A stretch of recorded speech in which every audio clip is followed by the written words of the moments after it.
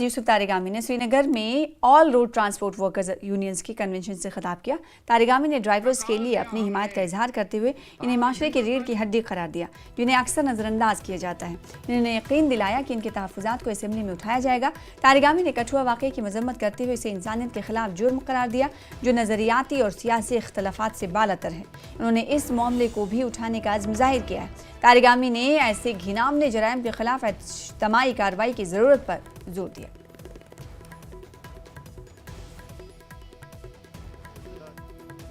بن جو ان کے انجمنیں ہیں انہوں نے ایک ساتھ مل کر کوارڈینیشن کمیٹی بنا دی ہے اور اس لیے ٹرانسپورٹ کوارڈینیشن کمیٹی یس تو مقصد یہی ہے کہ جو ان کے مسائل ہیں ان کو حل کرنے کے لیے ایک ساتھ مل کر آواز اٹھائے، ایک ساتھ مل کر جدوجہد کا آغاز کر لے۔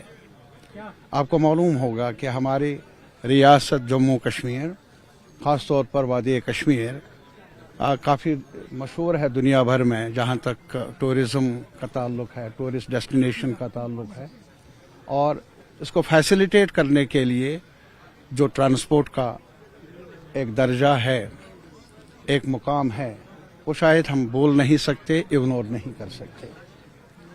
اور اگر کوئی جہاں سے بھی آ جائے لیکن گاڑی کا استعمال کرنا ہے تو اس وجہ سے یہ جو ڈرائیور ہے، کام کرنے والا، گاڑی کو چلانے والا، اس کے مسائل ہے، ان کے بھی بال بچے، اور آج تک بھی کوئی سوشل سیکیورٹی نہیں ہے ہمارے ڈرائیوروں کے لیے۔